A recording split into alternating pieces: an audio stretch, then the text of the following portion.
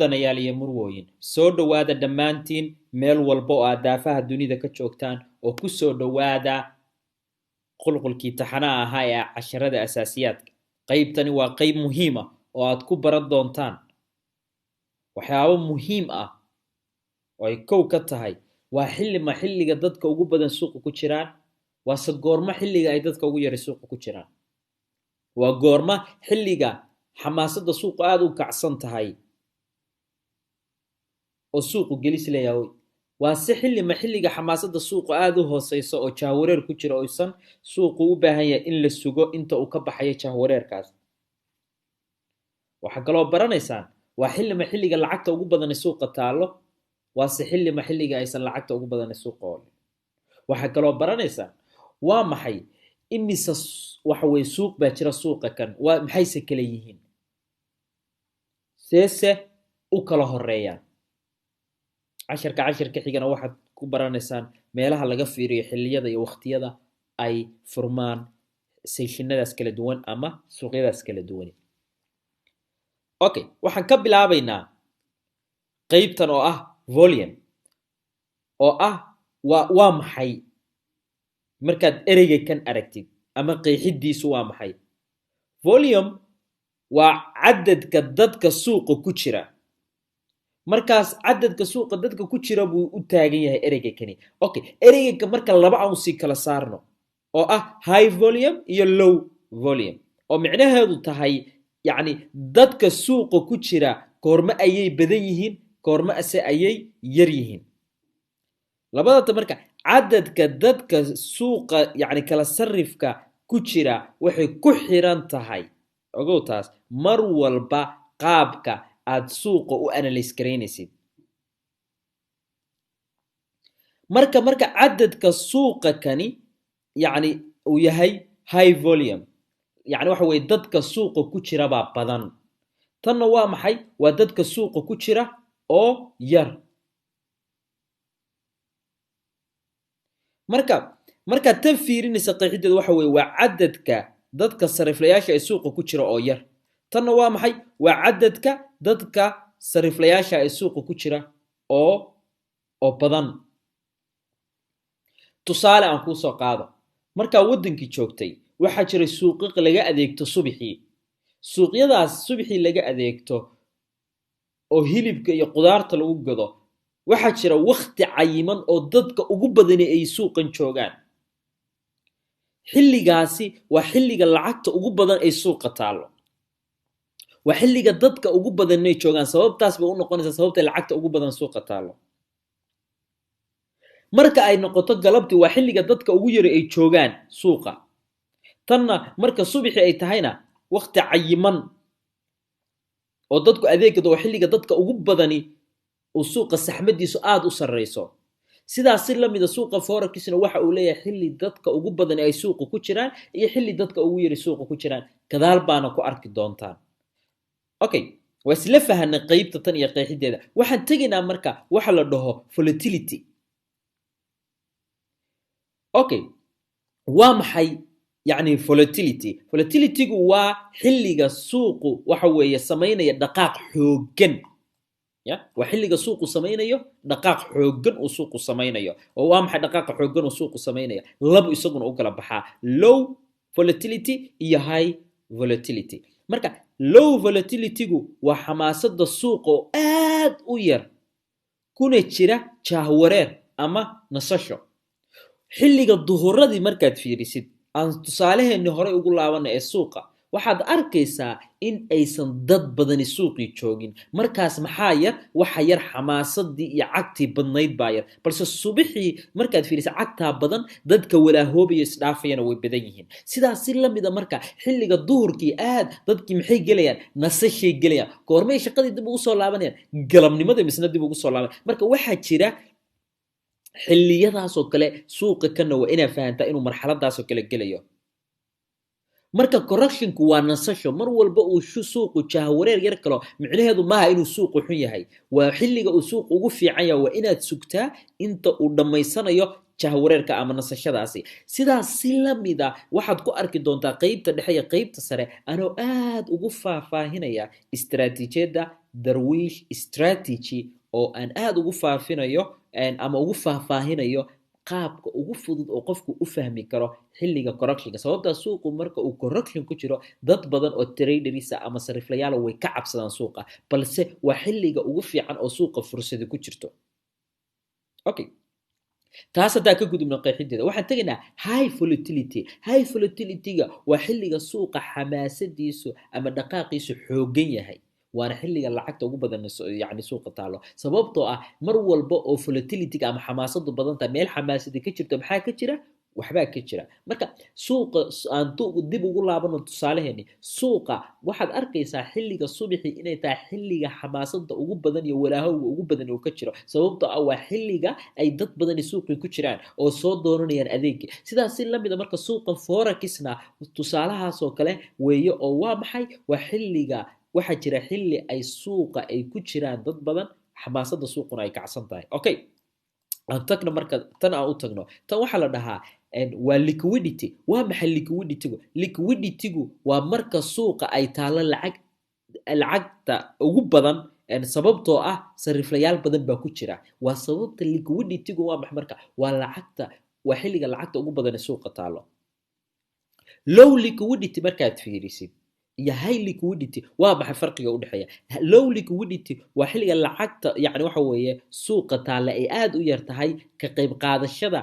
waxa weeye suuqa oo yar awgiis tusaale nin sarifla aba bir wuxuu ku haystaa magaalada Soomaaliya ka timaaday haddaad aragtid duhurkii waxa arkaysaa inuusan wax badan sarifayn ama xilliga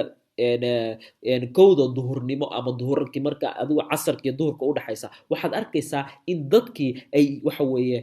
way wada hurdaa dadkii laakiin ninka kan cid ma haysto sababta ay lacagta ugu yar suuqa u taalo waxa weeye dadkii baa hurdaa dadkii lacagtoodii way haystaan way jiifaan guryahoodii bay joogaan way nasanayaan Soomaaliya waa aragto waa laga nastaa Soomaaliya maxay sameynayaan marka dadkaasi micnaheedu waxa weeye ninka kani xilliga ugu fiican oo faa'iido sameeyo korma waa xilliga dadka ugu badan suuqa galabtii oo kale iyo subaxii oo kale iyo oo waa maxay galabtii oo kale ama xilliga fiidadkii oo kale waa xilliga dadka ugu badan magaalada joogaan oo meeshii maraya wax ka sarifanaya waa xilliga adeega ugu badan uu kale yani soconay waa xilliga lacagta ugu badan is dhaafayso waa xilliga kan marka xilliga kan waxa weeye waa low liquidity waa xilliga lacagta ugu hooseysa suuqa taalo waa sida tusaalaha idin soo qaada waa ninkaas sariflaaya duhurkii birta halka ku haysta dadkii oo nasanaya tanna waa maxay waa high liquidity oo ninkii sariflaha aad tusaale u soo qaadano xilligan waa xilliga lacagta ugu badan suuqa taalo ka qayb qaadayaasha suuqa oo badan awgeed xilligan ninkaas sariflaha ah uu suuqa joogo يعني waxa arkaysaa subaxii oo kale in lacag badan laga sarifanayo ama fiidadkii oo kale ama qalabtii oo kale sababta dadkii magaalada joogaa badan markaas dadkii lacag ba haysan lacagtoodii dadkii way sarifanayaan markaas sidaas si lamida marka suuqana waxa uu leeyahay forex xilli lacagta ugu yar ay taalo iyo xilli lacagta ugu badan oo leh xilliga lacagta ugu yar taalo waa xilliga suuqu jahwareerka ku jiro oo suuqu waxa weeye correction ku jiro oo u baahan inaad sugtid istaraatiijiyada inta qawaaniinteedu ku soo waafaqayso haddii aan nahay Darwish Academy waxaan fududeeyay sida uu qofku istaraatiijiyad fudud oo hufan oo qofku fahmi karo time frame kasta uga ganacsan karo oo suuqa kan uu faa'iido uga sameyn karo oo iskugu soo aruuriyo oo nuxurkiya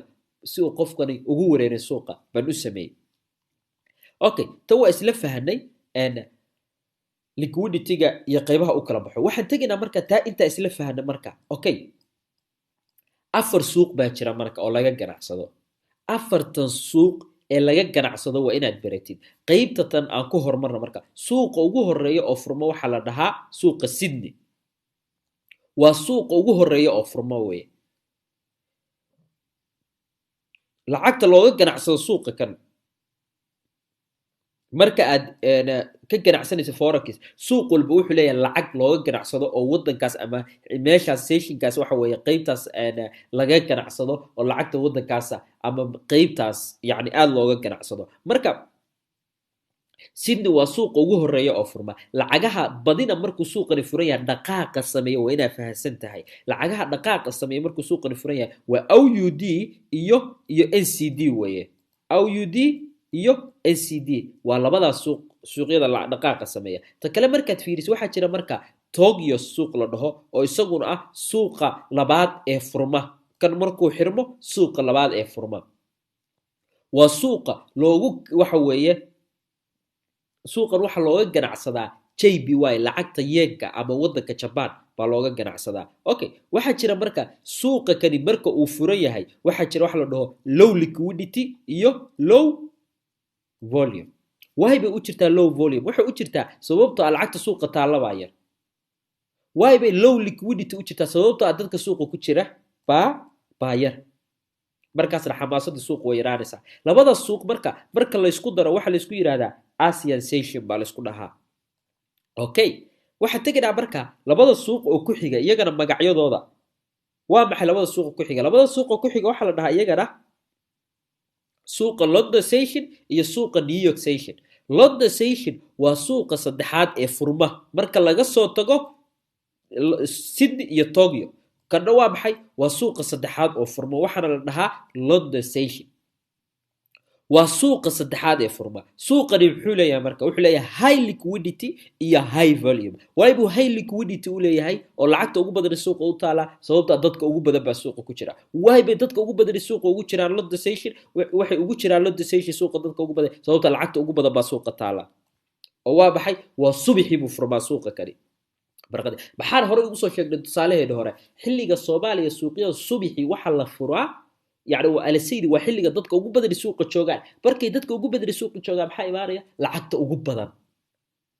سيدا سوي أوجادا تاس أوكي كنا وابحي كنا محور نقضي أنا سيدني سببته وحلي وفرما يو بواحد تاع حلي يعني واحد ويسقون قاب سببته أوجد بي ليكويدي تيجي ضدك كقيب قاضياش آد ويرتاي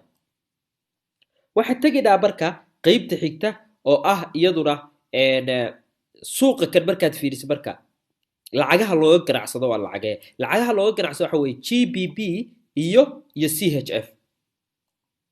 okay tan maxaan dhirahnay lacagta waxa looga ganacsadaa yeenka ama Japan oo loo soo gaabiyay JPY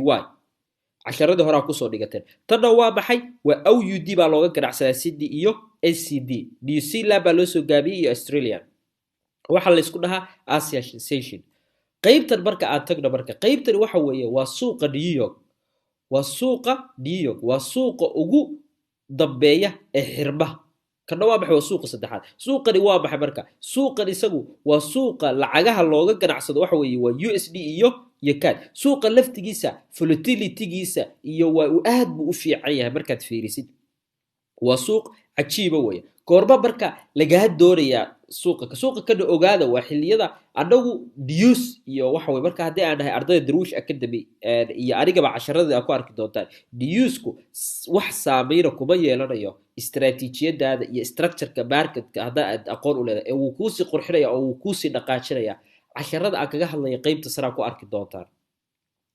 mudanayaal iyo burwooyin hadii aan idin soo koobo qaybta tani waa qayb muhiim ah marka waa inaad ka taxadirtaa xilliga aad suuqa galaysid iyo xilliga qaabkaas oo dhan waxa ku baran doontaan qaybta dhexe iyo qaybta sare oo kaga hadlayo calaamadaha uu suuqu sameeyo candlestick iyo market structure-ka inta tan fahan u qaata qaybta waxa ku xigta xilliyada ay furmaan sessionada tan ama suuqyada tan ay furmaan